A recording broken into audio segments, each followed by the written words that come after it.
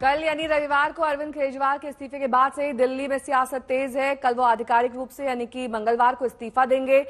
कौन बनेगा दिल्ली का अगला सीएम, इस पर अटकलों का बाजार गर्म है। विचार विमर्श का दौर चल रहा है। आम आदमी पार्टी के राज्यसभा सदस्य राघव चड्ढा सीएम आवास पहुंचे हैं। थोड़ी देर में पूर्व डिप्टी सीएम और हाल ही में तिहाड़ जेल से बाहर आए मनीष सिसोदिया भी उनके घर जाएंगे। केजरीवाल के इस्तीफे के ऐलान के बाद दोनों की ये पहली मुलाकात होगी। इस मुलाकात में दिल्ली में नए मुख्यमंत्री के नाम को लेकर चर्चा हो सकती है और इसके बाद आज शाम आम आदमी पार्टी की पॉलिटिकल अफेयर्स कमेटी की बैठक है। पीएसी की बैठक शाम को सीएम आवास पर होगी। अरविंद केजरीवाल के इस्तीफे के ऐलान के बाद पीएसी की पहली बैठक ये होगी और इस बैठक में दिल्ली के नए मुख्यमंत्री के नाम पर चर्चा हो सकती है और हो सकता है कि नाम पर मुहर और आम सहमति बन जाए। पंकज जैन सीएम आवास के बाहर से मेरे साथ जुड़ गए हैं। पंकज, मनीष सिसोदिया पहुंच गए हैं, राघव चड्ढा पहुंच गए हैं, और कोई भी पहुंचना बाकी है इस मीटिंग के लिए?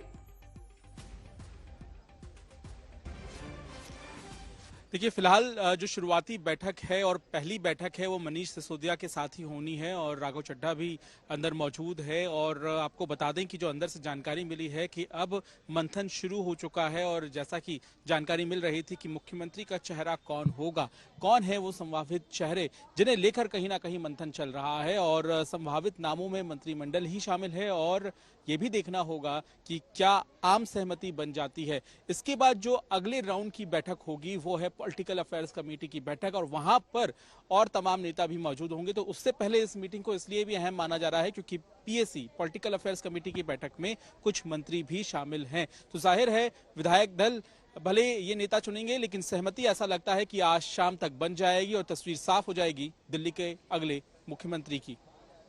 ठीक है, मैं लौटूंगी आपके पास। इस बीच संदीप दीक्षित कांग्रेस के नेता हैं, उनसे बात की मेरे सहयोगी राहुल गौतम ने। सुनिए। हम कर रहे हैं कौन कि आम आदमी पार्टी में और कोई है भाई?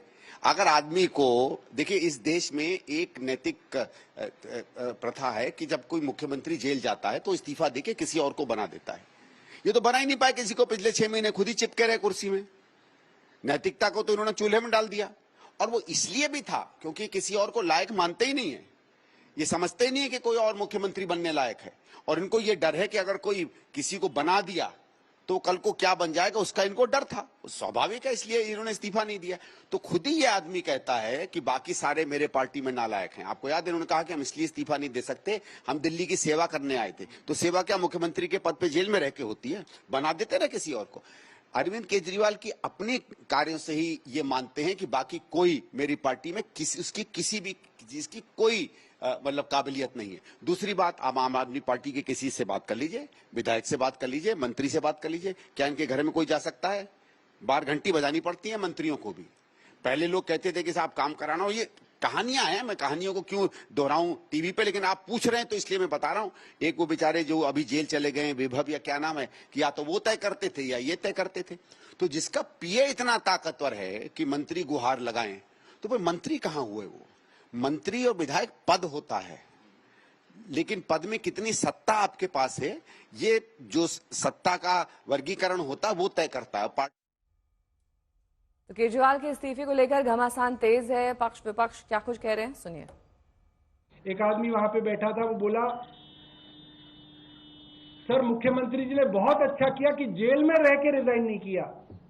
अगर जेल में रह के रिजाइन करते तो भारतीय जनता पार्टी कहती कि हमारे दबाव में रिजाइन करना पड़ गया। मुख्यमंत्री जेल से बाहर आए और खुद अपनी मर्जी से रिजाइन किया। ये मुख्यमंत्री जी ने बहुत बड़ा काम किया। देखिए, इस देश में किसी मुख्यमंत्री का ऐसा इतिहास नहीं दिखेगा आपको कि उस मुख्यमंत्री को जबरदस्ती कोर्ट, जैसे होता है ना कि डंडे से रगड़ के कुर्सी से हटाई हो। इस देश में संविधान का राज है, कानून का राज है और संविधान कहता है कि अगर मुख्यमंत्री जेल जाते हैं तो मुख्यमंत्री को इस्तीफा दे देना चाहिए, उन्हीं की पार्टी का कोई दूसरा मुख्यमंत्री बन जाता है ताकि प्रदेश चलता रहे। लेकिन अरविंद केजरीवाल जी के मामले में दिखता है कि उनका अपना ईगो बड़ा है, दिल्ली की समस्या या दिल्ली का दर्द उनके लिए बड़ा नहीं है।